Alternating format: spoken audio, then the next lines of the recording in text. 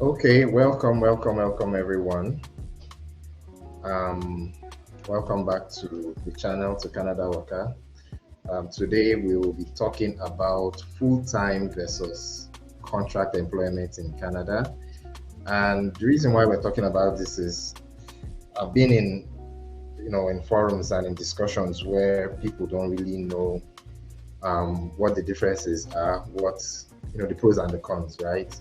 Um, there are loads of considerations to be made. However, you know, people are wondering why should I pick full time, over the contract, and that's what we're here to discuss. And today I have with me one big chairman that is very knowledgeable in these things. He's been a guest on the channel before, and I welcome Mr. Dotun. Dotun, say hi to the viewers. Your mic is on mute. You're on mute.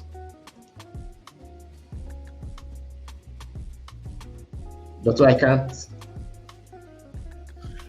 Hello, everybody. My name is Ayomi Dotun Ayodele Bamishaye of Dexteritas Professional Corporation. I'm excited to be back here once again, talking contracting versus full-time employment. Henry, am I right? Can you hear me? Yes, loud and clear. Fantastic, fantastic. Thanks for having me here. It's always good to be here to share ideas and exchange thoughts on topics that are relevant to family. Okay.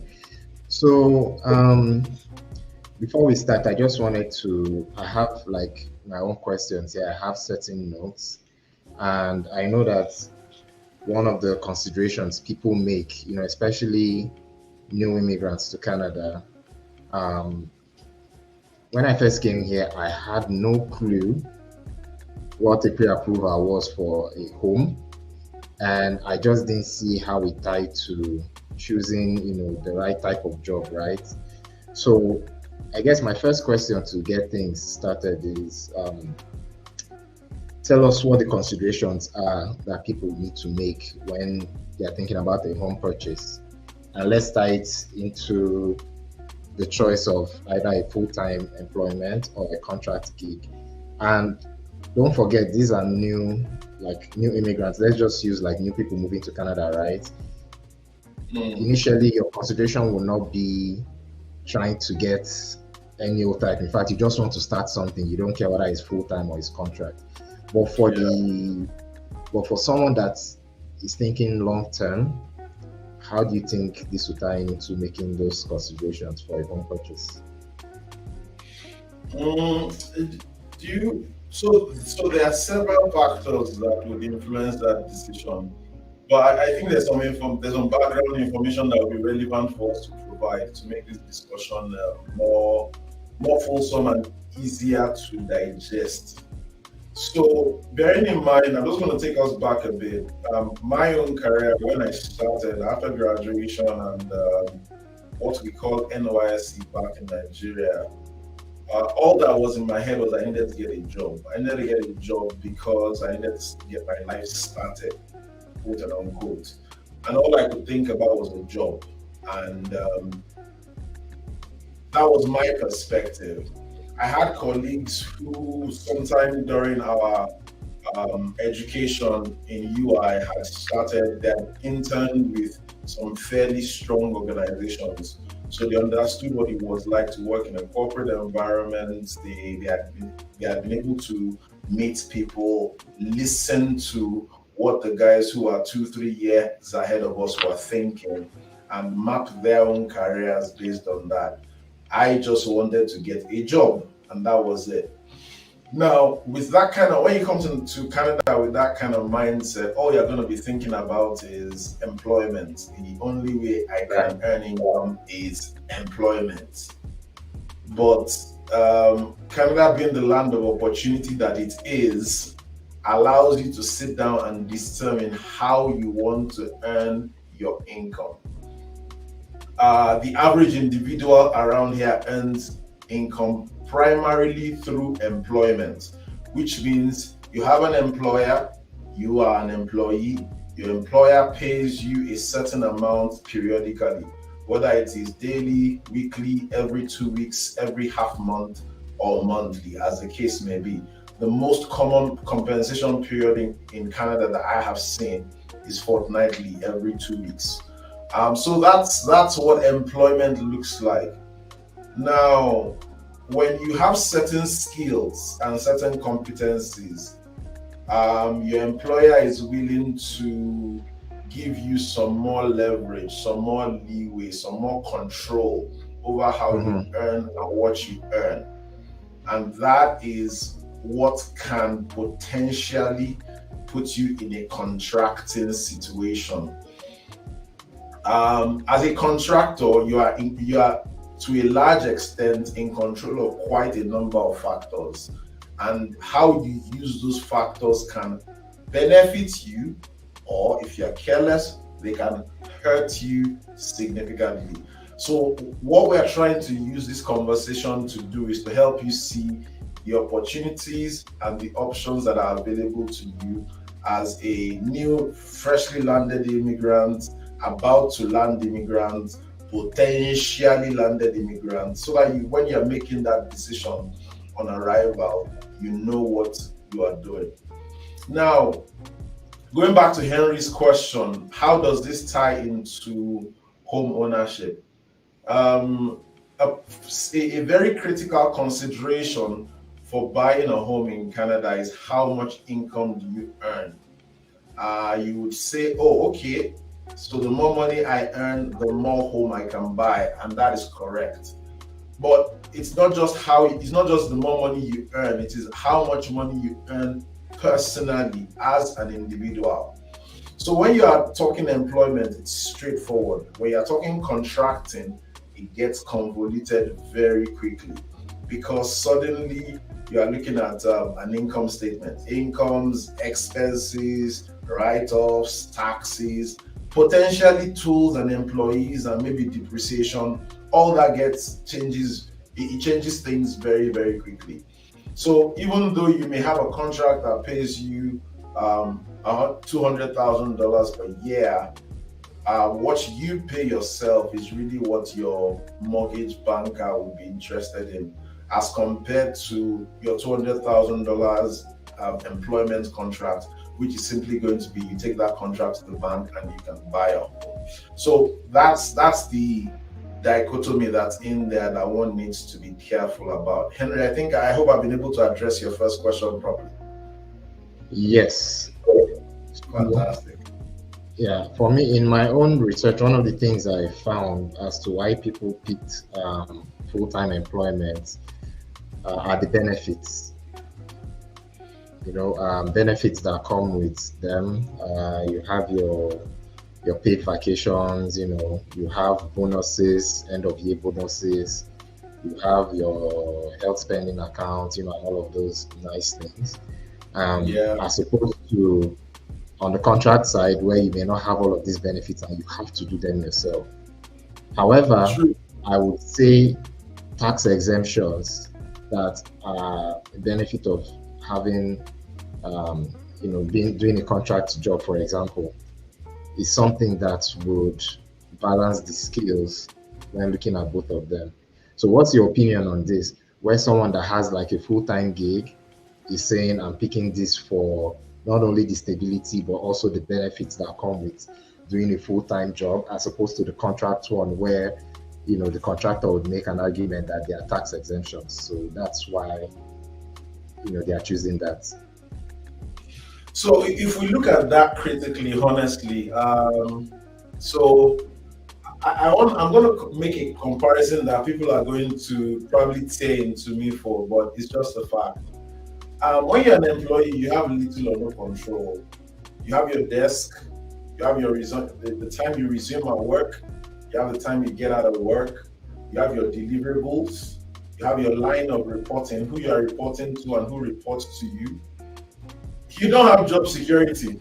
You may think you have, but in today's economy, one news report and you're out the door, and that's that. And the best that happens is, okay, maybe you get between 2 and 4 months pay as a single payout, and that's it.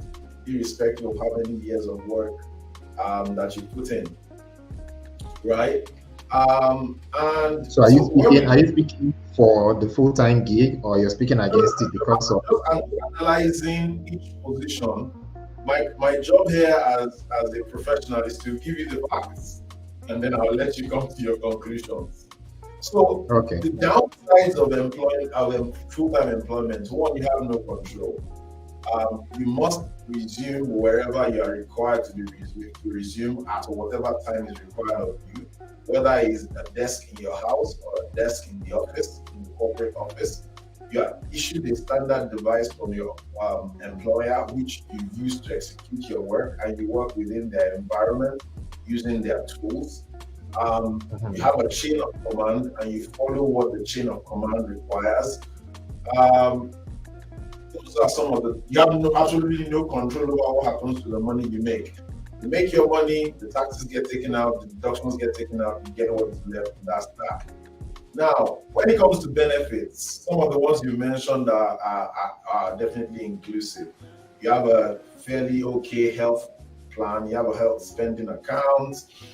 Maybe if you're lucky, you have matching for your retirement savings plan that you set up. If your employer does have matching, that's great. Your personal liability, you don't have any personal liability of your job, unless, of course, you are a professional, and then you may have professional liability. But even that professional liability is limited because your employer bears the risk, right? In the event of litigation, your employer will be the one to bear the risk for those things. So employment does come with a nice package in that sense, particularly if you are in the higher earning echelons of full-time employment. Now, when we contrast that to contracting, as a contractor, you have the liability for your actions. So if you're a professional, you're required to secure professional liability insurance. You have a license that allows you to work, and those are on you to maintain. You most likely will have flexible working hours to an extent. The flexibility of those hours creates responsibility for you, because it means if you wake up in the morning and you don't hit the work, you can't not work sometime in the course of the day. You have to put in the time to get the work done. So the responsibility to get your work done and get your deliverables provided to your contractee in this case is all on you. The cost of a health insurance plan, if you want one, is for you to bear. Your retirement plan is yours to create. So there's definitely a whole lot of responsibility on you as a contractor. However, with those responsibilities also come the opportunity to be in control of your income. So for example, a simple example, if you're in a contract that pays you, say, $10 per hour in Alberta, that's not possible because minimum wage here is $15 by the hour anyway. So if you have a contract that pays you $10 per hour, from an employee perspective, you're gonna see maybe like 30, depending on how far that contract goes, you may not see more than 65% of that amount, right? However, when you are a contractor, you will get the full amount, and then you will get GST, which you'll be required to remit to the government later. So in terms of the dollars that come into your hands as a contractor, you are able to have more dollars passing through your hands. It doesn't make it all yours, but there's more cash flow in your hands, and we all know that cash is king. Henry, you get that? So those are some of the pros and cons on both sides that I'd like us to be aware of. Okay. At a later time, I want you to speak on tax exemptions, because you've made a very good point that as a contractor, more dollars will enter your hands. However, you won't be having access to everything because you do pay taxes and everything. But as I understand, because I've been on both sides of the divide, I know that there are tax exemptions that are very, very beneficial.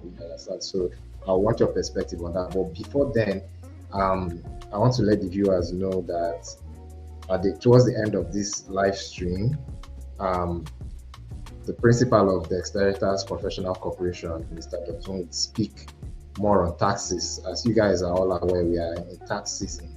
So if you have questions based on tax filings, and the like, towards the end of the live stream, please feel free to put the questions in the comments so that Dotun can answer them. I'm going back to my first point, considerations for a home purchase. So I want to tell like a bit of a story for myself. I did not realize that if you take on a contracting gig, you will not be able to get a pre-approval that someone that is working normally. When I say you will not be able to get, largely by many mortgage brokers, they will tell you, oh, you are doing a contract stuff, won't be able to give you. How long have you been contracting for? Have you been doing it in the same field, for 2 years? So that's 24 months. And if you're someone that's already planned to say, okay, this is the goal, to get a house, to do this, to do that, you're stuck. And that was where I found myself, because 2 weeks after leaving my full-time paid employment, I went to a builder to try to buy a house, and they were asking me, where's your pre-approval? And I'm like, what's that? So I went to the mortgage broker, and they started asking me these questions. How long have you been contracting for? Like 2 weeks. They're like, oops, sorry. That if you had come 3 weeks prior, we would have been able to get you, So I think what I'm trying to say is, for new immigrants, whether you've been here also for 5 years plus or whatever, if your goal is to buy a house, please get a full-time job. And within the time that you're in that organization, ensure that you're debt-free or almost debt-free. Ensure that your finances are in order, and then you go get your pre-approval to buy a home. After you've gotten your home, all well and good, you can now start to go get those big box contracting gigs, and get the services of Dexteritas to help you manage your portfolio and whatnot. So that's my little story anyway.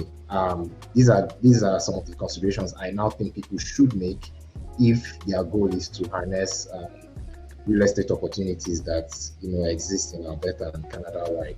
So someone has a question here, but if you care to answer. So as you can see, TJS is asking, do salary plus dividends or only salary from your corporation? So someone that has a corporation is asking which, in your opinion, you think is best, salary plus dividends as one option. I think this is a very good question, or just do salary only.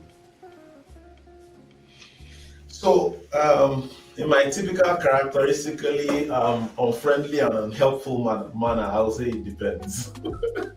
And Henry, you know why I say it depends, right? Sure. There are several factors that play into this question. When you say salary from your corporation plus dividends from your corporation, the first question is, do you have income from anywhere else apart from your corporation? So you have a corporation, maybe you have the opportunity to take as much as $100,000 in income from the corporation. If you have no other income apart from that, and the corporation does not have retained earnings, and you have not made $100,000 in profits within that year, then you will not be able to take any dividends. You will only be able to take that salary, right? Because for you to be able to take dividends, the company must have sufficient profits and, by extension, retained earnings from which those dividends can be made out. That's one thing. The second thing is that your dividends are taxed at a less favorable rate than salaries, because when the dividend is in your hand from a Canadian-controlled private corporation, you do not get the same treatment as a salary. That dividend experiences what is known as a gross up, which means that your $40,000 dividend suddenly becomes $46,000 to $50,000 in taxable personal income. So when you consider that, the higher that number is, that is net income for tax purposes in your personal situation, the more taxes you get to pay. So the question now becomes, if I have personal income from elsewhere, i.e., I have some employment income, or I have some rental income, or I have some capital gains that are accrued to me that I'm taking as income, do I want to add a salary from a corporation, a salary or a dividend from a corporation that I control to that? Or do I just want to take that as income and leave the corporation alone, so that my personal tax bill does not go through the roof? Be aware that taxation in Canada is progressive.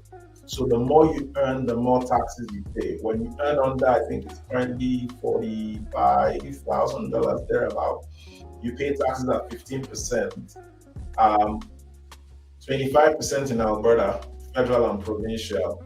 Whereas when you're as high as, say, $200,000, you're paying an easy 40%. The difference is significant. So you want to be thinking about what the sources of income that you're dealing with are, how much is coming from each one, before you now say, okay, I'm taking money from my corporation, either as a salary or a dividend. I hope that's able to provide some clarity to TGS.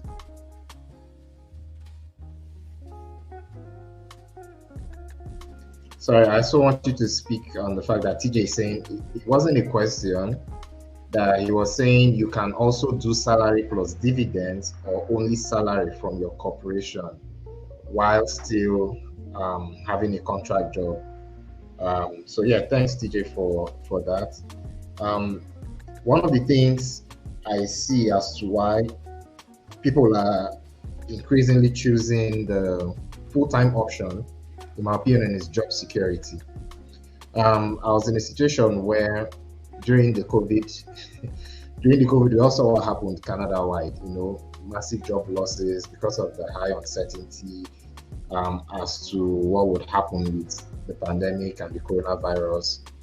There was panic, so many, layoffs and whatnot. So when things started recovering, people chose to have job security as opposed to the uncertainty of contracts. I remember having my contract at one point either not renewed or terminated. I don't want to give too much details, but what I'm trying to speak to is the uncertainty of it sometimes when the economy is in a downturn, as opposed to when things are fresh and rosy. So, what do you think? What do you think is the state of the market today when it comes to job security, and how do you see the choice people are making?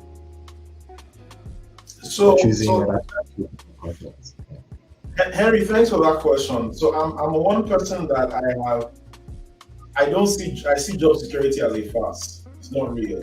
It's just an idea to get you to be comfortable.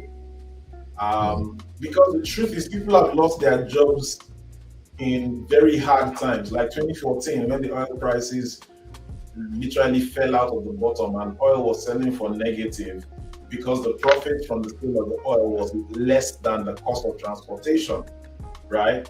When I compare that time with the last, say, 3 years, between 2018 and, say, last year, when things were really, really nice and rosy again, people got laid off throughout those entire periods. And people also secured extremely juicy contracts and employment roles during that same period. So I would say don't take a job because you think they will keep you forever, because I guarantee you they will not. Eventually one day somebody's going to say, hey, it's either you go up or you get out, right? That's what's going to happen eventually.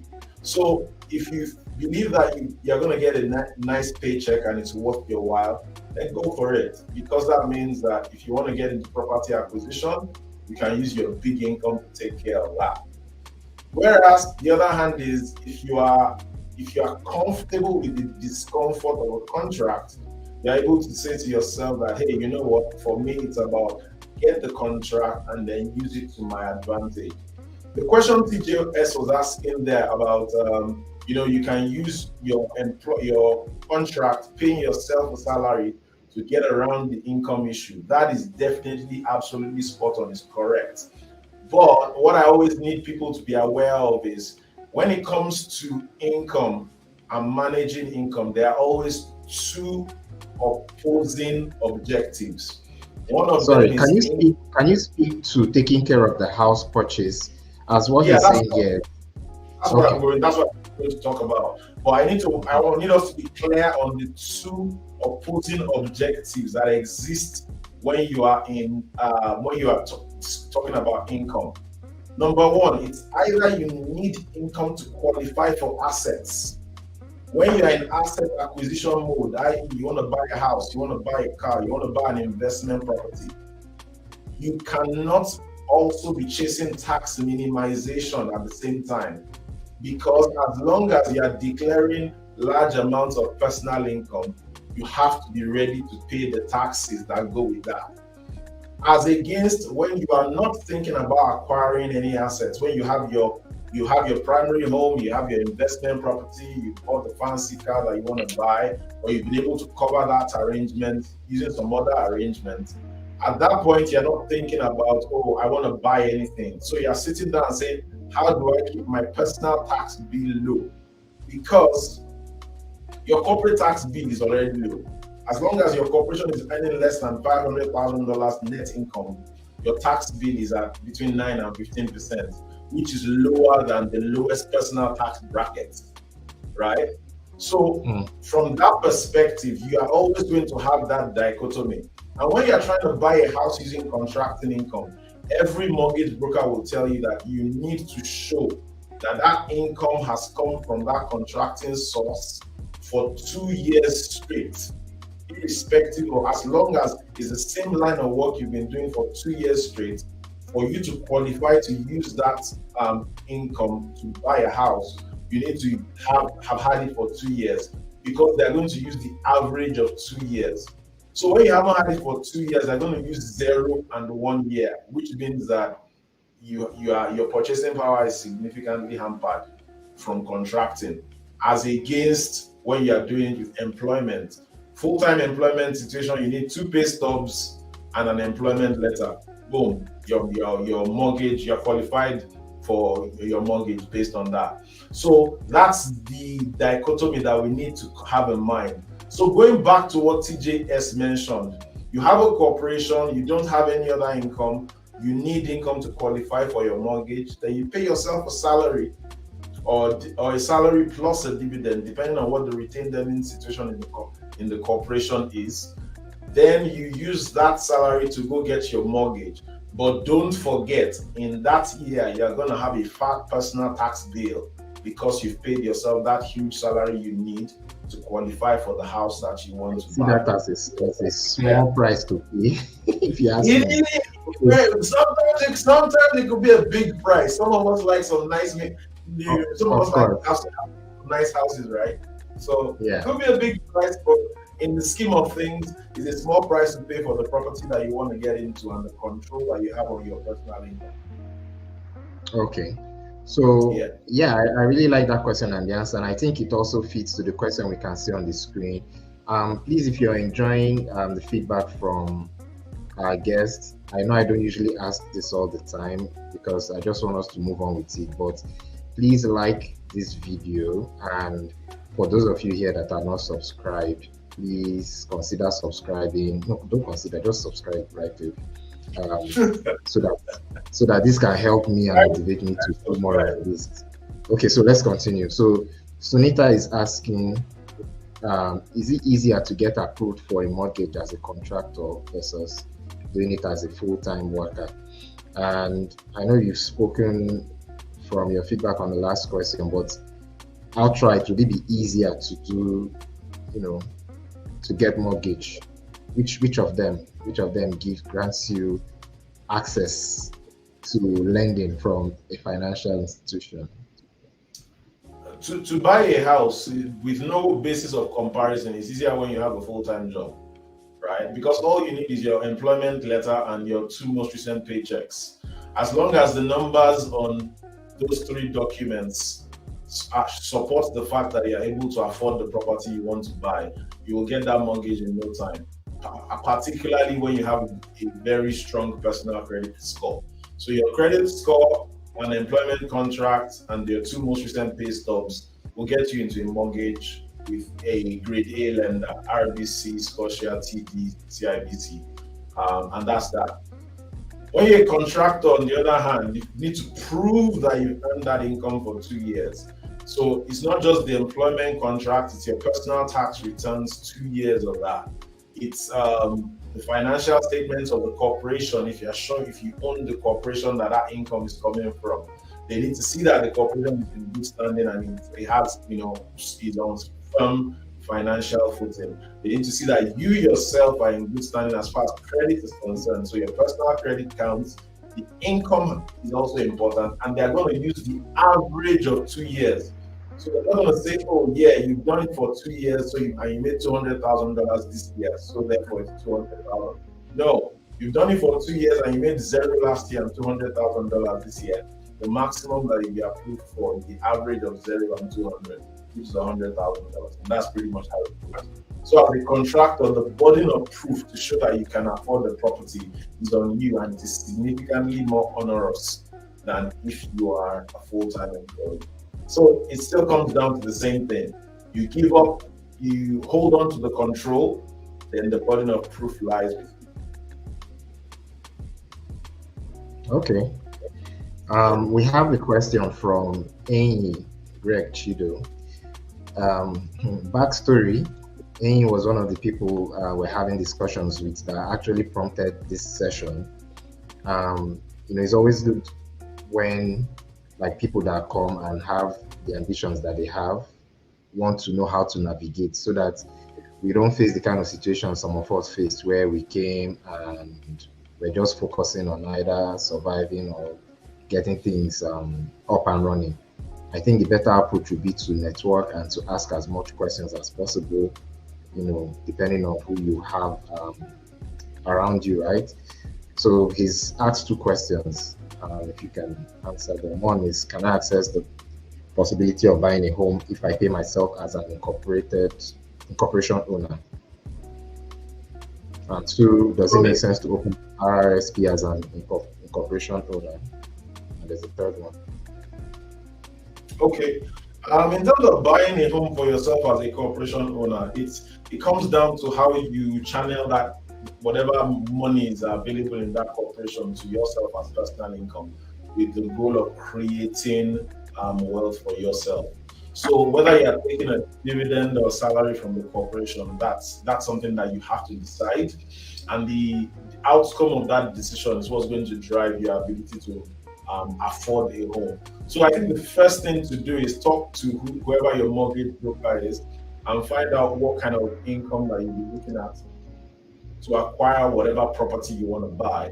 That will be the first step. And then you now sit down and ask yourself, okay, can I find that kind of income within my corporation? Is there a way that I can position myself with this corporation and the income I earn in it to be able to secure this property for myself?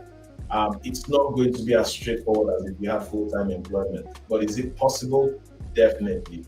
As long as there's income in the corporation and there's cash and you can afford it and your personal credit is good, with the help of a good mortgage broker, you should be able to make it happen. That's the first question. Does it make sense to open an RSP as a corporation owner? So opening an RSP for yourself as an individual that earns a salary is always a good thing, because the RSP is one of the key levers that you can use to manage your personal tax bill.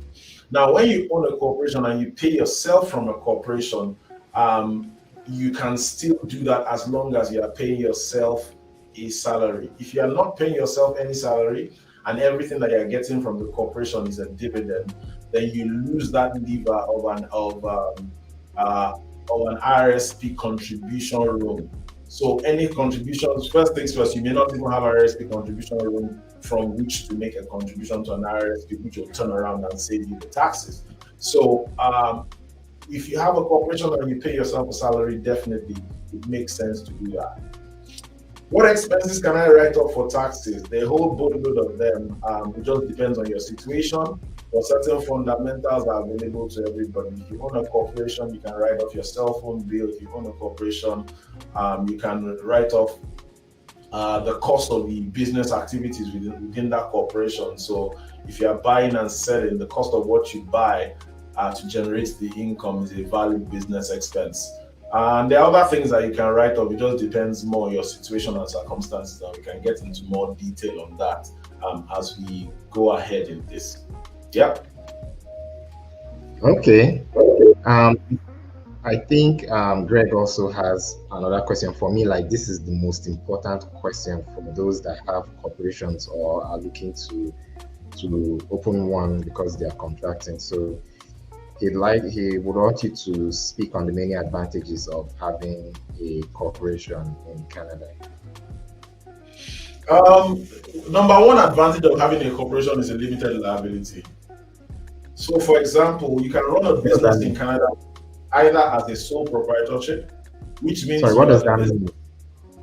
What does limited liability mean? Because some of these jargons. Don't worry, I'll break it down. Give me a minute. Let me get to it. So you can run a business either as a sole proprietor, which means you are the business and the business is you, or you can run a business through a corporation, which means that the corporation or the incorporation, as some people like to call it, is a separate legal entity from you as an individual. Now, when you run your business as a sole proprietor, in the event of liability arising, say for example, you're a caterer, you cater at a wedding and everybody gets food poisoning and the couple sue you, they can sue you for, as long as there's a contract in place, they can sue you for everything that you're worth, if your contract with them allows them to do that. And even if the contract doesn't allow them to do that, because you're a sole proprietor, you become personally liable for any damage that arises to anyone as a result of your business activities. Contrasting that with when you're a corporation, your liability as the owner of a corporation is limited to the amount that you have invested in the corporation, except only if maybe you put in place, you've been required to put forward a personal guarantee or any other such guarantee. As long as that is not the case, your liability is totally and completely limited to what you have invested in the corporation. So if somebody comes after the corporation and says, hey, you did work for us here and we believe that you owe us $3 million, and they sue you for that, as a business owner, you are protected because all that you can use is what you have invested in the corporation. Your personal assets are safe from whatever happens in the corporation, which is not the case when you are a sole provider. Does that make sense? Yes, it does. So that's just one of the many advantages of having a corporation. Okay, they're appreciating you in the comments that you've explained that so well. Thank you. Yeah. True, Nama we sabi. Okay, so I have my own take again on the reasons why I think some people might want to consider doing either full-time or contract. But for me, this is something I find to be very important when you're considering a contract situation, and that's flexibility. Contract roles are highly flexible. It's flexible because you can you only get paid for the time you work, right? So if you choose not to work on a Friday, for example, and I'm not saying it's always the case where you make that choice, because you're a contractor, but you're working with people that want their business goals achieved, right? But that flexibility is there as to your hours. In most cases, that flexibility is not what people that do full-time roles get to enjoy. So it's something that I cherish, when I did my own contracting gig and everything. On the flip side, why people would want to choose a full-time role instead of contracting would be for professional development. And for me, this is one big area, especially when you're aligning it to a particular organization. Someone may say, okay, I want to instead of taking this contract where they are paying me $100 an hour, I will take this job from Benevity, because Benevity has told me I'll get all of these benefits. Not only that, I would be trained on ServiceNow and get all of these wonderful certifications and free of charge, right? So one now looks at it to be like, this training, how much would it cost me out of pocket? It will cost me 5 grand over the 1.5 years it will take for me to get all of these certifications. So for reasons of professional development, you see someone choosing to go to, say, Benevity, for example, instead of, okay, that has a take. All right. So I am going to beg to disagree with you on that personal development side. And the reason why is this. I have seen people lock themselves up in their house for 2 months and do a total 180-degree pivot in their career. And the only cost to them has been time and networking. They've gone on LinkedIn and found professionals in the field that they want to go to. Those guys have shared knowledge, links, connections with them that puts them in a position where in a 60-day period, they've been able to. I agree, but what of the pedigree? What of the pedigree of the company that is providing you that professional development, as opposed to doing it solo? Even if you may get the same results, is what I'm looking at. So that's the thing. When you're locking yourself up that way, you are not doing it solo, because you are actively building. Part of what you need to be doing in that time frame is building a network of professionals that are helping you to make the pivots. You understand? So the easy way to do it is get a job with Benevity and give yourself 24 months. But if you don't have 24 months on your hand, then you know that when you wake up in the morning, the first thing you do is you go through your material.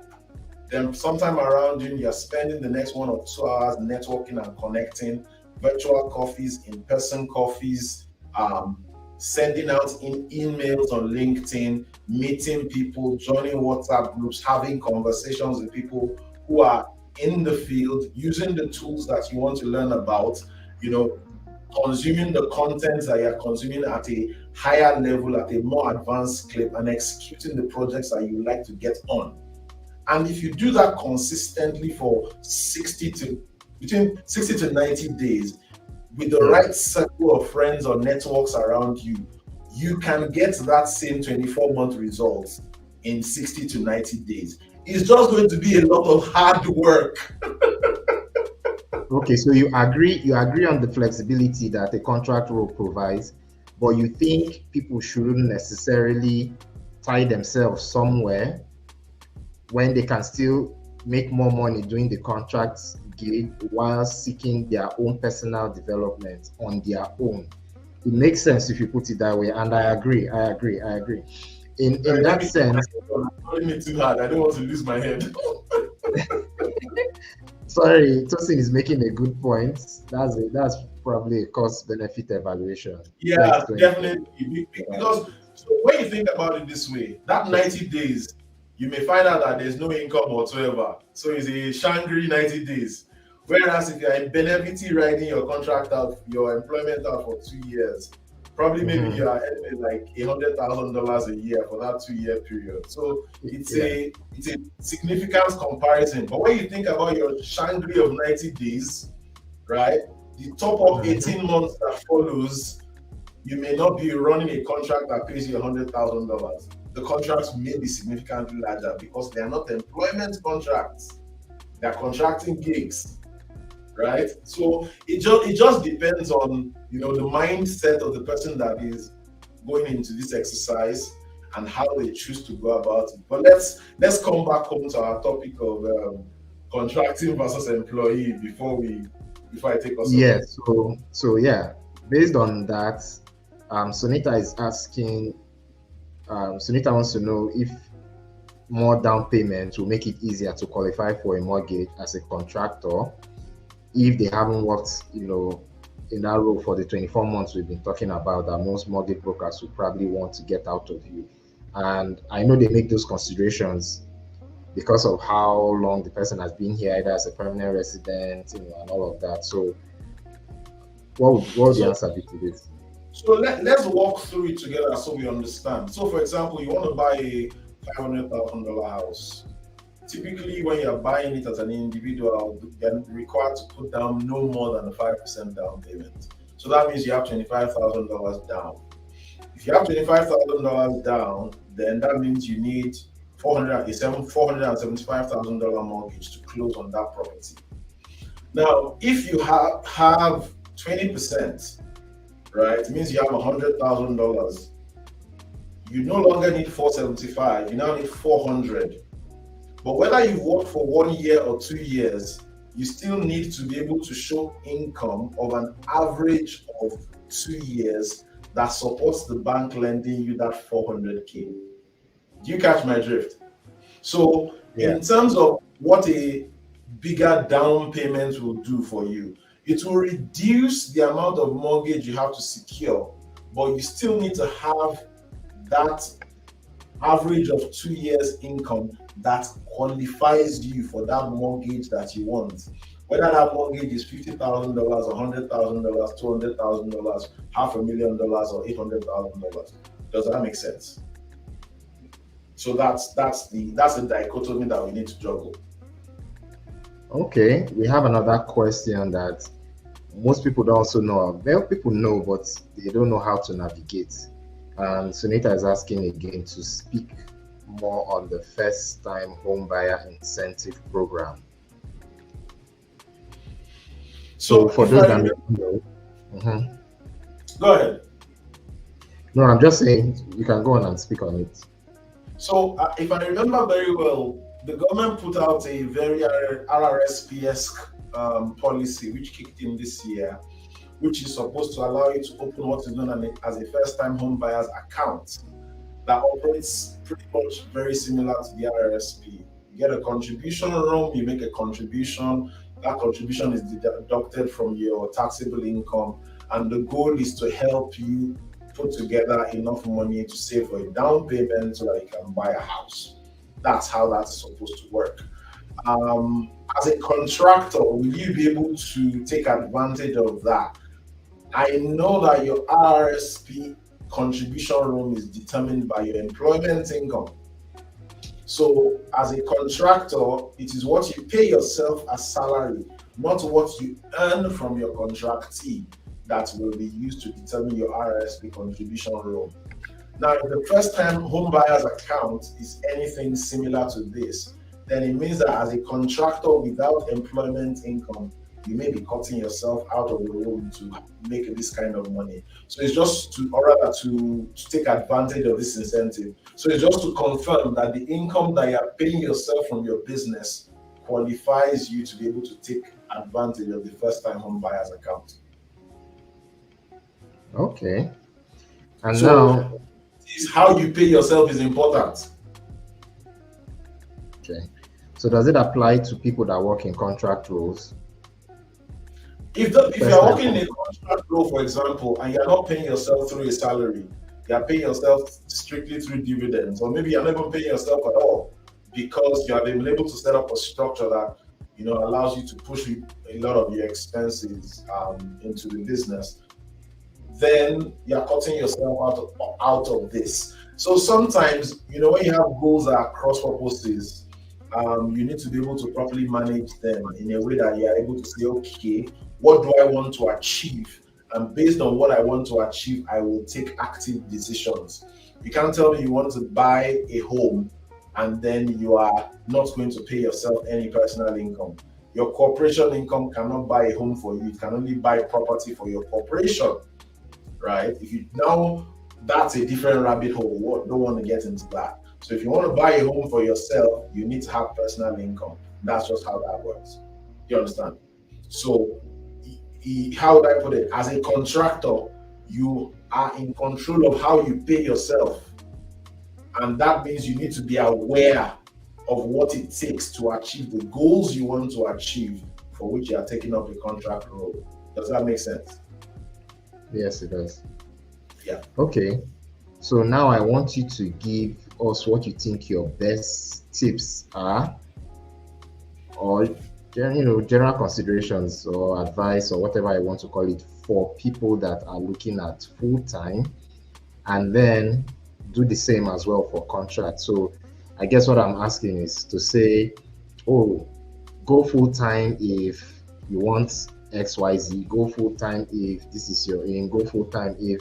So if you can start with that, and then when you're done, you can proceed to say, look for a contract gig if this is what you're seeking to do and the like. So if you can bless us with your knowledge on. So before we do that, I'd just like our audience that are in contracting rules to ensure that they set themselves up properly, because there is nothing worse than getting a letter from the CRA that says that we noticed that over the last 5 years you have held yourself out to be a contractor, but in our estimation you're an employee of XYZ Incorporated.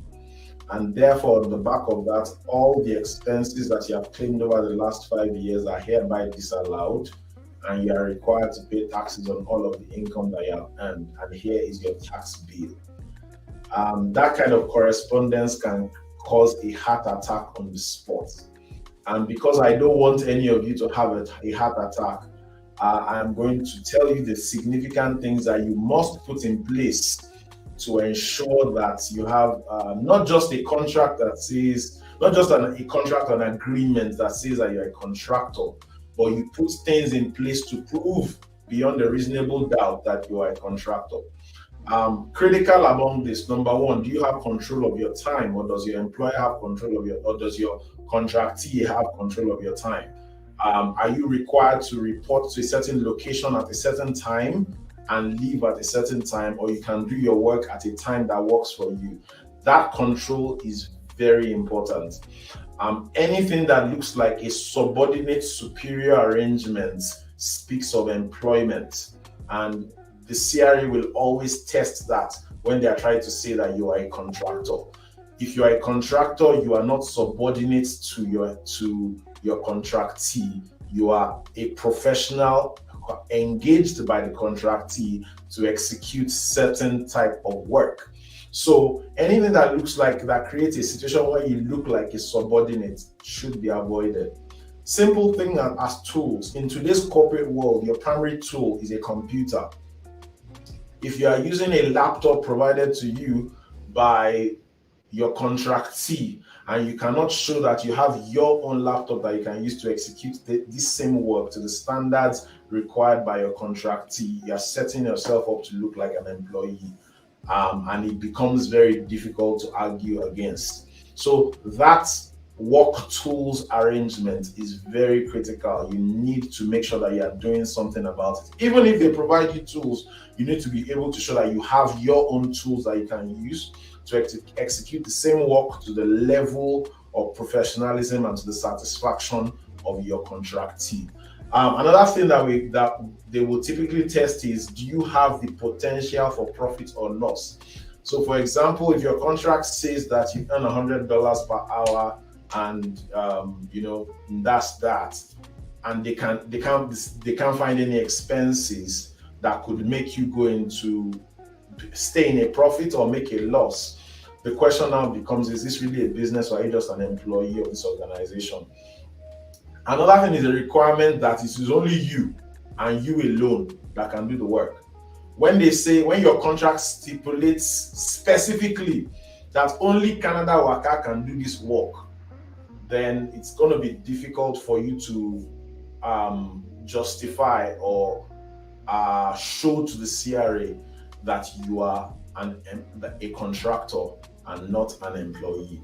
So these are all factors that even the CRA would use in assessing your contract. When you say, oh no, I'm not an employee, I'm a contractor, these are the factors that they are going to use. So it makes sense for you to think about it and position yourself in a way that ensures that you not only have a piece of paper that says you're an independent contractor, but you put factors and things in place that supports this assertion that you have legally written and you have articulated in your tax returns. So when you have that taken care of, then we can now take it a step further, and then I can tell you what I think.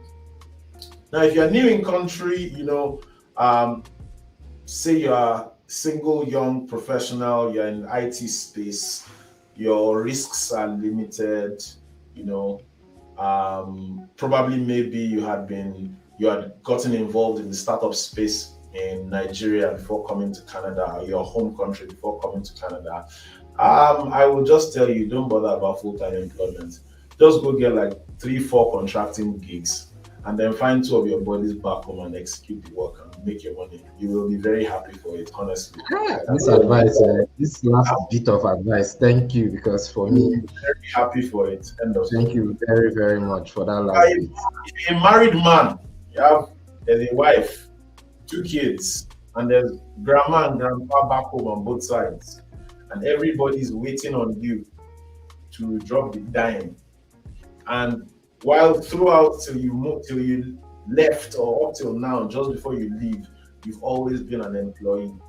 My advice to you will be to be able to get that app running instantly, right? Find out about the industry that you want to get to.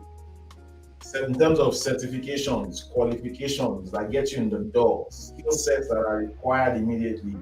Try and begin to line yourself up for those, such that when you're hitting the ground, you're hitting the ground running.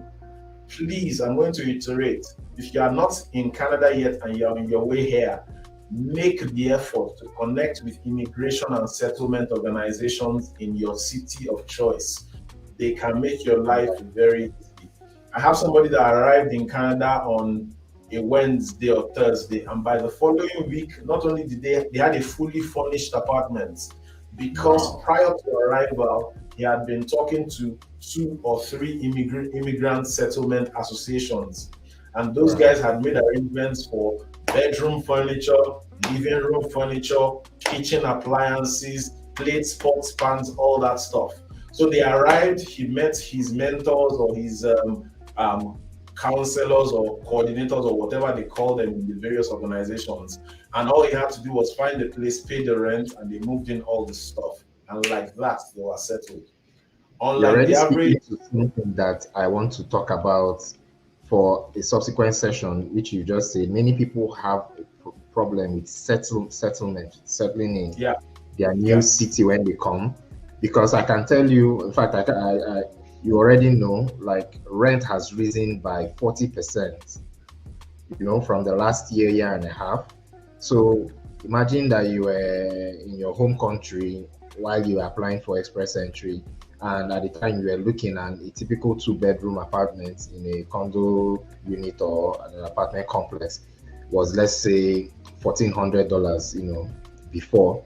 Now, do the math and add 40%, take it up by 40%. So if you're faced with that dilemma now, how do you even settle? Because those homes, they take them up like this. If you saw something on Rent Faster and you did not book with a landlord or someone, down here to help you go look at that property, by the time you check in 2 days, it's already gone. So I don't know. I think this is something that I would want to speak on maybe in my next live stream. And also, please, for the viewers, if there's any topic you want us to cover on this channel, please feel free to put them in the comments and suggest. What we are talking on today was suggested by Enyi Greg Chido. Thanks again, Enyi. Back to Dotun. So I have a question that I know a lot of people have too, because as a contractor, there's this possibility of making gains, profits for the corporation. The problem now is, how do I get it? If you take that out as dividends, you're putting plenty money in the government's pocket, and then you're exceeding the tax bracket that you set for yourself, So that balance. So then the thoughts of the director of the corporation is, okay, I have this extra 30 grand that's come out from the corporation by year end as gains. Do I invest in property not as Enyi, but as Enyi and Sons Corporation? What are the pros and cons of investing in property as a corporation as opposed to as an individual? Because I've heard people give a lot of cons. So I guess what I'm asking is, what are the pros, what are the benefits of doing that, especially thinking about selling that property in the next 10 years? Will I be putting money in the hands of the CRA, or would I, what's the bottom line? Like, what are the pros? So there's a concept of active business income and active investment income, and taxation of both are different. Your active investment income is effectively passive income, and your passive income does not have, there are certain benefits that are available to an active business that a passive income does not enjoy. So let's basically say this: corporate tax in Canada is not 15%, it is 38%. Okay. Ooh. However, when your net income as a Canadian controlled private corporation is less than $500,000, you are allowed to claim certain deductions. One of them is a federal abatement, and the other is a small business deduction. And those two, combined with other provincial allowances that are available to you, are the things that drop you to the 10 to 15% bracket. Right? Now, that is available to you when you are in active business. Now, passive income doesn't have that. So when your business is an engineering consultancy, for example, right, and you provide engineering consulting services to your clients from coast to coast to coast and even internationally, and then suddenly you have $30,000 and you want to buy a house, and you buy the house in your corporation, that house and any income it generates is not active income. It's considered passive income. And that is taxed at a significantly more punitive rate. So that income is taxed at what, 38%? And above. Yeah. So typically, which is why you will always see the holdco opco dichotomy in Canada. Because for a holdco, holding an asset is his active business. So, bro, just advise us, make we know use corporation. No. If you want consultation, you come and do consultation. Have a fun. As TJ said, man, we sabi, and true, I sabi. See now, Oladimeji, they ask the same question. The key thing is this: what you don't know can hurt you a lot. So if you are thinking of acquiring a property, my advice is always going to be, it's either in your personal name or in a holding company. Sorry, in your personal name or in a holding company, where it will be active. That will be the business of that corporation. If the business of the corporation is holding real estate and transacting in real estate and managing real estate, then if you hold real estate there, that's its active business and you're fine. But if the big core business of the corporation is construction services, and then suddenly add real estate holding to it, active business, passive business, right? So that becomes okay. I get what you're saying. So are you saying you can decide to go and register a corporation that its sole business is real estate investments and start buying properties, and it will make it exempt from the 38% and above that other companies that their sole business responsibility isn't properties would be subjected to?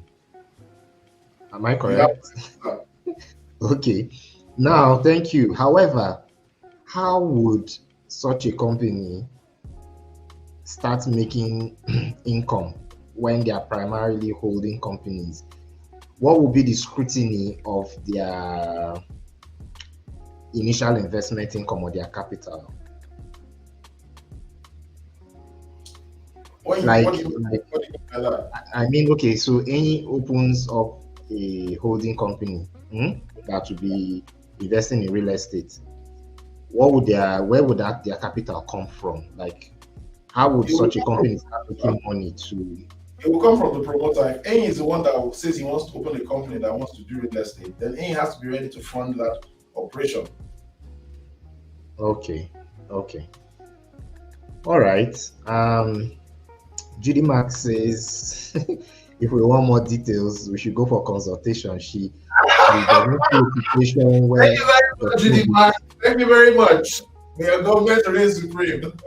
where you be giving this type of advice for free, but you're doing a good job. Thanks, Dotun. You're And welcome. we have Fumi here saying so the business has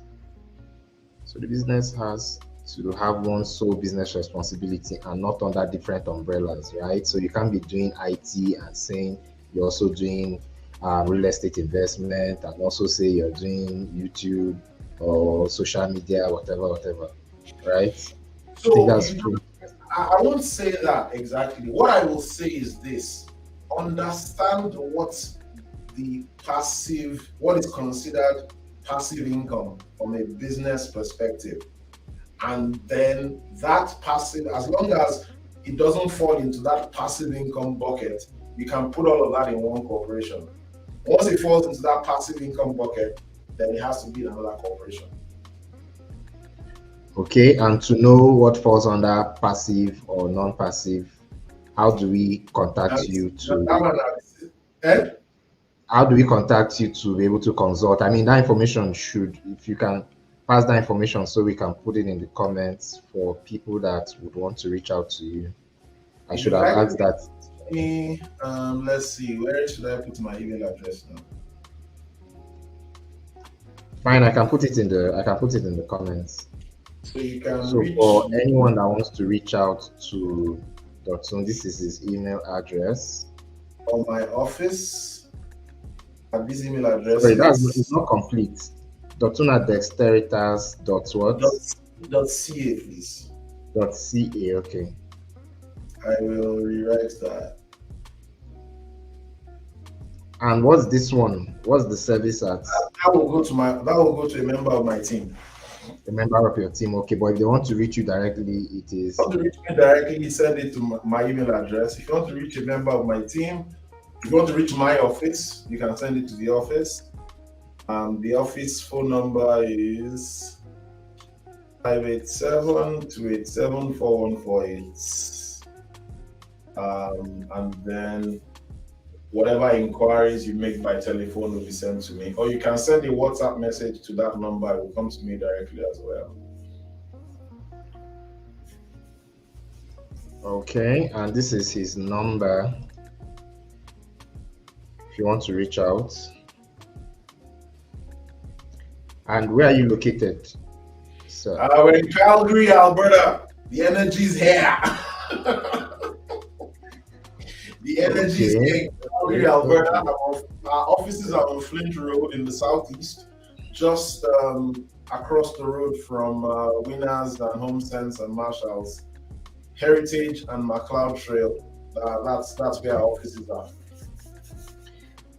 Okay, so it's looking like we don't have as much questions, and I think we've asked a lot and looked at so many aspects.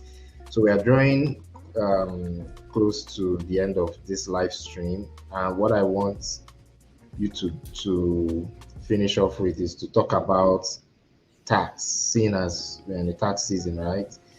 And what do you think like new immigrants to Canada need to know as far as them being 1 year and they need to file their first tax, and even for us that have been here for a while now, what advice would you give? And do you have any services, any services that the viewers would need, especially for tax reasons?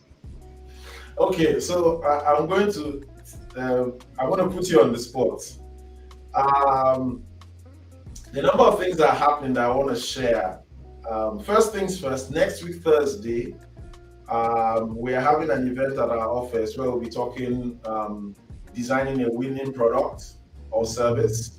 So if you are a business owner or you are thinking about going into business for yourself, or you're trying to articulate what your offering is, you're trying to articulate, design how you would deliver your service in a way that ensures that you have a good product or a good service going to market. We're going to be having a conversation around this next week, Thursday, at our offices. If you don't mind, Henry, you can share the flyer. I think you have Sure, it. sure. I mean, Yeah. we can So connect offline and I will share it on my platforms. fantastic. Yes. So that will be happening at our offices here on Thursday. It's an evening event. The last time we had a daytime event, everybody said they can't come. This is an evening event. It's catered by Tribes Catering. So you have our fantastic Nigeria jollof rice available. So you are free to come in. Mr. Uluwatosin is facilitating. So I'm just going to So I can shamelessly. I can come and do item 7. You can come and do While item 7. You are free. You're welcome. You're welcome. knowledge. Just you have listened to some very interesting information in the process. So that's number one. Number two, in terms of the things that you need to be thinking about when it comes to taxes. If you're an employee earning, okay, today's already March, for it's late. I was going to say, if you're an employee earning more than $80,000 and you have not maxed out your RRSP, you are doing yourself a disservice. Go and do it. Sorry, when is the last date for RRSP filing? It was the 1st of March, 3 days ago. So that window has closed. If you have not made your RRSP contribution, any contribution you make for now is for 2023. It's not for 2022 anymore. Are you serious? Yes, sir. I am very serious. Hey. Yes, sir. I am very serious. So that's number one. Number two, if you made any charitable donations, call your church, mosque, World Vision, Red Cross, Benevity, wherever you made the donation to, go get that slip. That slip is a $1 for $1 reduction in your taxable income. You do not want to miss out on that. If you paid for any professional education, tuition from a post-secondary education institution in Canada or abroad that is recognized by the CRA, go get that T22 slip. It's good for you. You can use that. If you're a member of a professional association like APEGA, or you're a lawyer, or you're a CPA, or you're a medical doctor, and you paid, or you're a barber, or you're a welder, or a carpenter, and you paid association dues, go get those slips. They are useful for your tax returns. If you have a child between 0 and 17 years old that you have paid for some kind of child care for, when I say child care, I mean supervision. I don't mean Kumon. I don't mean music classes. I don't mean soccer or football or gymnastics. No, I mean supervision, i.e., because you can't be there, you need to pay for somebody to watch over them because you can't leave them by themselves. That money you paid to either a daycare or a babysitter is useful for your taxes. Go get that. If you moved from Ontario to Alberta this year because you got a job in Alberta, that moving expense is something that is useful for your taxes, or vice versa. As long as you move more than 40 kilometers to be closer to work, that whatever the cost of that move is useful for your taxes. Wow, if it has not been reimbursed to you by your new employer. Let's see, off the top of my head, what else can I talk about? Quickly, we've talked tuition. I have some questions if you like to take them, so that you can gather your train of thoughts again. We have questions. Judy Mark is asking. Questions are flying. Let me see. Yes. When is the best time to incorporate or just be a sole proprietor? When is the best time to incorporate or just be a sole proprietor? So this is my 2 kobo. If you earn a good salary and you have a business idea, and that business idea is still costing you money year in, year out, you're really not making any money for it, hold that business idea in a sole proprietorship. The day it starts to make money, move it out into a corporation. When I say make money, I mean it covers its own cost and it's profitable. Move that activity out into a corporation. But as long as you have a high-paying job and you have a business idea that's costing you money, keep that in a sole proprietorship. That's beneficial to you from a tax perspective. Okay. Now, if you have a business that is in a corporation and you are spending money, you are not making money yet, make sure you capture all those expenses. I believe that business owners typically lose more than 10% of their expenses because they are afraid to record them because they do not have receipts and support documentation. Stop losing receipts. It's like throwing money away.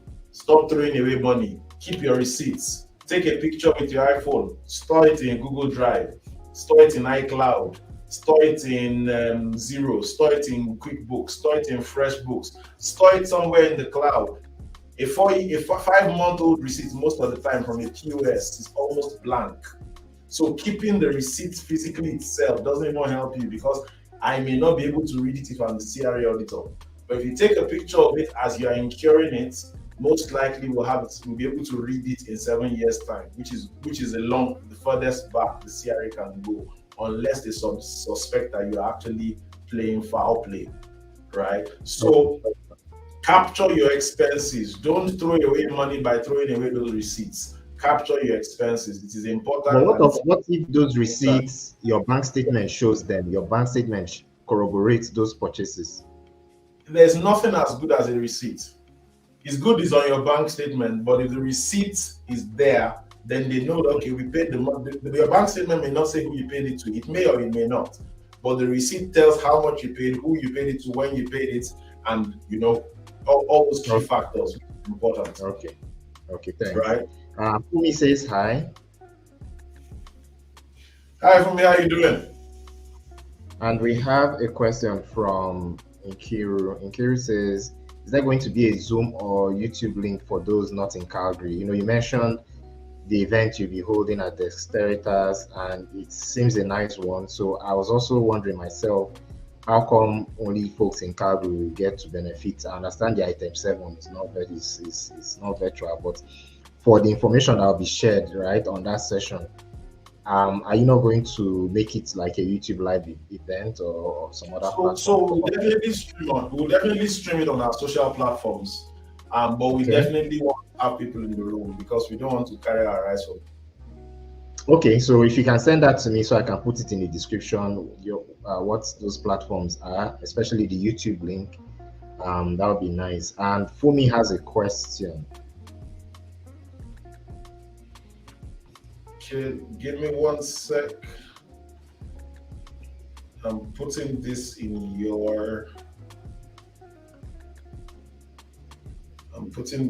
WhatsApp along with the one more thing. Where is this now? Link. Just one more link to get to you, Henry. Okay.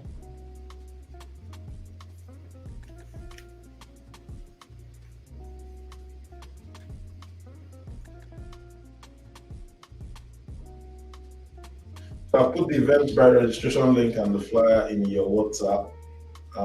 There is. Can you send me a private chat so I can share that in the comments?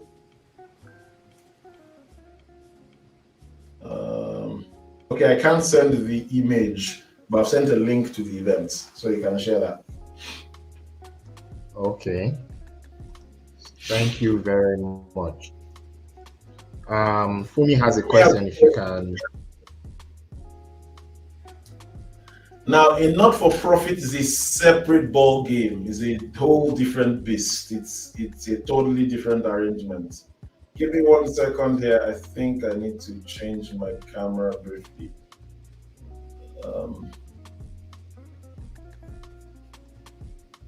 Can you see me?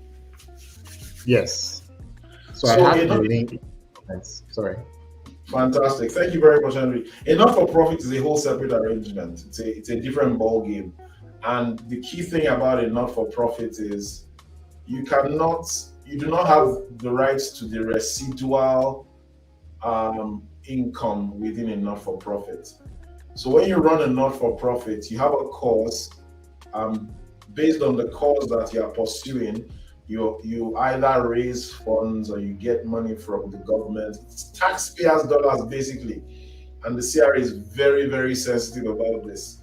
So when you are running a not-for-profit, your social cause is very important. Your ability to draw people to your cause is very important.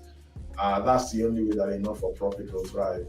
And the best you can do to a not-for-profit is pay yourself a salary for the activities you carry out or the services you provide to the not-for-profit. That's pretty much where it stops. Okay. Yeah. Let me see if I can share what. Just give me a minute. Sunita says someone should explain this RRSP to me like a layman. That's my own job. Let me take that on, right? Yeah, you can take that. So Sunita, for your RRSP, right? The way it works is this. So say last year you made $100,000 in 2022, right? No, in 2021, say you made $100,000. Because you made $100,000 in 2021, the government of Canada says, I'm going to give you 18% of your taxable income as contribution room for your RRSP. So because you made $100,000 in 2021, in 2022, you can contribute $18,000 to your RRSP. Does that make sense? $18,000. Now, why is that important? It's important because any money that you contribute to your RRSP, the government of Canada says, I'm going to act as if you did not earn that money as income. So in 2022, say you earned 100K again, right? And then you took $18,000 out of that 100K and you used it and put it in your RRSP. What happens to you is that for 2022, when they are calculating your taxes, they'll say, okay, because you made an RRSP contribution of $100,000, of $18,000 rather, we are not going to tax you as if you made $100,000. We are going to tax you as if you made $18,000. Does that make sense?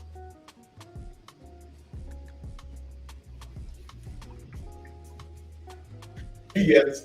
So imagine when you take $18,000 out of your 100K, suddenly your tax bill is based on $82,000 rather than $100,000.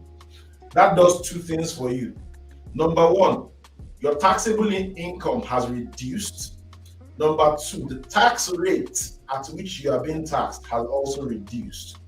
So your taxable income has dropped from 100 to 82,000. Your taxable tax rate has also dropped from somewhere around 30% to closer to 20% on the back of that. So when you do the math, effectively that is, when you do the math, suddenly all the money that your employer has taken off your 100K paycheck suddenly becomes a very nice, healthy tax refund, which will cover almost all of the $18,000 that you put into your RRSP account. So because you made that $18,000 contribution, probably maybe you'll be getting, on the back of that single move alone, maybe you'll be getting like $10,000 to $12,000 in a tax refund. Wow. Yep, right there. So that's why I always say your RRSP is a dollar for dollar give back by the government. Make use of it every year. Not because you're going to be poor when you are 65 and your tax rate will drop, but because it gives you the opportunity to turbocharge yourself, because that RRSP money is sitting down there, you get that refund cash back. You can take that cash, either add it to your first time home buyers or add it to some money that you want to use for an investment property or something, because it's always going to be a chunk year on year on year. So when you look at it from that perspective, it becomes something that can change your life if you use it carefully. Okay. For this one, I would connect with you offline because I'm interested in how I can harness my RRSP. Hearing you say it's late now, because to be honest, I haven't done mine, and mine would have made a huge change and for me, in the last year. But I'm sure I will be able to get more information on how to still make it work, even though I missed out on paying it for 2022. So we'll go later, Nabi. No, I did. All right. So Inse has a question. What if the job, because you spoke about moving um, provinces, right, for a new role. So Inse is asking, what if the job movement is a result of getting a co-op job that is moving from one province to another province for that co-op job? Yeah, to my mind, it's you're moving for a job, you're moving to be closer to your new job. That will be valid. That will definitely be valid. So what are the benefits for Inse now? Because obviously it's more than 40 kilometers, like you said. Oh, What are the definitely. So it means that whatever Anse has spent on making that move in gas, temporary accommodation, cost of if she sold a house, cost of selling that house, if she bought a new house, cost of buying the new house, all those now become valid costs that she'll be able to relieve against in her tax return for this year because she moved. Oh, okay. So the government says if you are doing this to either keep your income or increase your income, we want to encourage you because the more your income is, the more tax you're going to pay. That's their perspective, and they're right. Mhm. You are just keeping your wits about yourself to ensure that at the end of the day, you are keeping your money in your pocket because that's why you're working hard. Right. Okay. This question is from Fumi. Is it better to maximize your RRSP or TFSA if you have to choose one? It depends on what your goal is. If your goal is you want a better refund, RRSP all day, every day, twice on Sunday. If you are thinking of long-term savings that can grow, long-term savings that you allow the power of compound effect to take advantage of, then TFSA is the way to go. So there are two different. It's like saying you want to compare your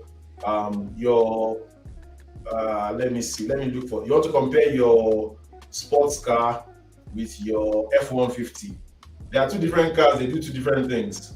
Your sports car is you want to just run around town quickly. So you're a fine boy. You have money. You have time. You just want to run around town. But when you're heading to the mountains, you're not going to drive a Bugatti Veyron into the mountains. You're going to get into your F-150 or F-350 and really rough it out, or your Humvee or something. So there are different tools for doing different things. Okay. Yes, sir. Mr. Oluwatosin, that is correct. Mr. Oluyemi, that is correct. If you are paying yourself for a corporation, it has to be T4 to get RRSP contribution loan. Okay. Thanks for that one. Wow. So for me, it's been a very informative session where we've moved from the pros and cons of full-time employment to contracting to finding out about first-time home buyers incentive from the Canadian government to tax knowledge that you've been dropping. So I don't know if we have more questions from the viewers, but I'd like to leave it up to you to wrap it up any which way you want. If you have anything that I know I've interrupted your train of thoughts a couple times. So if you have anything you want to drop before we call it a day, over to you, Mr. Dotun. And then for the viewers, if you have one last question before we call it a day. So my perspective is simple. It's when you have opportunity to grow and become more of what you want, it's always a smart decision to take it. It's important that you are making decisions that are beneficial to you as an individual long term. So think about your personal growth, think about your personal development, think about where you want to be 5 years, 10 years from now, and then make decisions that take you in that direction. Don't tell yourself that you want to be a pianist in the world or in the class of Bach and Beethoven, and nobody sees you in front of a musical instrument. Nobody sees you listening to music. Right? So the important thing is, if you know that in 5 years you want to be in your own home, begin to do something about it. If you know that in 10 years you want to have a chain of restaurants, begin to do something about it. Whatever you want to do, whatever you want to become, begin to take active steps in that direction. It may sound like that has no bearing with accounting and tax and everything I say, but the fact is this: accounting and tax at the end of the day is a tool that helps you to achieve what you really want to achieve. But if you don't know what you want to achieve, then there's nothing that's going to happen, right? So determine those goals, define them, and go after it. That's how it's going to work. That's how it's going to work. Okay. Thank you very much. I think you've helped one of our viewers to understand the RRSP contribution, and I believe she asking a question. When does RRSP contribution room for 2023 open, since it's closed already for 2022? It's open already. It's open already. So from now till February 29, 2024, any contribution you make will go for your 2023 tax returns. And there we go. You made me swear on my life now. For missing out on my. I said I didn't say that word, but it's fine. Okay, so Judy Mac has a question. Maybe I can even take this one. When you submit a resume, how do you apply as a contractor to organization? So the way I know this works is organizations typically put out roles and say they are looking to get someone on a contracting gig. You understand? And they usually put the duration so that you're aware of what you're getting yourself into. Sometimes someone may be on maternity leave and they need someone to fill in for 6 months. And for that reason, they will put it out there as a 6-month gig and put it in there sometimes that you're only filling in for someone that will be back after that time frame. Other times, they will let you know what project they are working on and will let you know that this project will last for 3 years, but the contract will be given out to the successful candidate or successful corporation for 6 months at a time to allow them to renew after that period. So that's the way I know they usually do this. I don't think it's this other way where you put out a resume and apply for, it's usually the organization that puts out what they are looking for, and then you now apply. And then the question they will always want to ask you for you to be proactive is if you are incorporated. If you're not, it's fine. They tell you go and do it, but I think it will be best if you're actively looking to start a corporation and move into contracting, to go to a registry and get incorporated, or better yet, Mr. Dotun can help with that, to help you get incorporated in Alberta and nationwide as the case may be. And then when you do that, you don't have to pay anything. For every month, you can do what do they call that, non-remittances or zero remittances, right? So you can do that while you're actively looking until you find yourself in a position where your corporation lands a contract and then you proceed. I feel that way, it makes you come across as someone that's serious and that's ready and is a professional, as opposed to when you're asked, are you incorporated? And you're like, what's that? Or no, I'm not. So I hope I've done justice to the question, Doctor. If there's anything you want to add as well to Judy's question. Not another speech, man. You covered it. Okay. All right. I believe I've shared everything about our guest in the comment section. You can reach out to him either dotun@dexteritas.ca or service@dexteritas, which would reach out to the office. We have a question from Reward. Reward is asking, would you advise first-time tax filers to do it themselves or use an accountant? It depends on your situation. Single guy, full-time job, no wife, no children, nothing. I'm fine. Go do it yourself. You have a wife, you have 2 kids in daycare, you have a side business, investment property. It starts to get interesting. Talk to somebody who can. So this is the thing. Even if you do it yourself, there are things that you don't know, right? You may be able to get it done, but you may end up leaving money on the table. A refund of $2,000 is always better than one. A refund of $500 is always better than none. The important thing is, do you know enough to get yourself the best possible refund, or keep your tax bill at the lowest possible? If you don't, talk to somebody that knows. If you do, go ahead. That's my position. Okay. Okay. Thank you. I think that's a good one because most people use all those other third-party applications, double this and all of that, and they may not get as much as when an accountant will help you and ask certain questions. You may not know to put in your donations. You may not know to, you understand all those things that would help your tax filing and give you more returns. So yeah, I think you should consider using an accountant. Um, Bros, your rates they they tax friendly. I'm sure. I know. So yeah, Soup where sweet money killer. Abby, Soup where sweet money killer. I agree. Thanks, Fumi, for tuning in. Thanks, guys, everyone that has tuned in to this session. I hope it has been beneficial to you as it has been to me learning from Dotun as well, and also having him again on the platform. Please, please, please, if you have not liked this video, I beg at the beg, just like the video and subscribe if you never subscribe. Yes, so that we'll be doing more stuff like this to help all of us while we are navigating waters we are not too familiar with. Um, okay, somebody has some regrets. I didn't want to admit this one too. I also did it myself the first time with TurboTax because I didn't know all of these nice things. You know, we live and learn every day.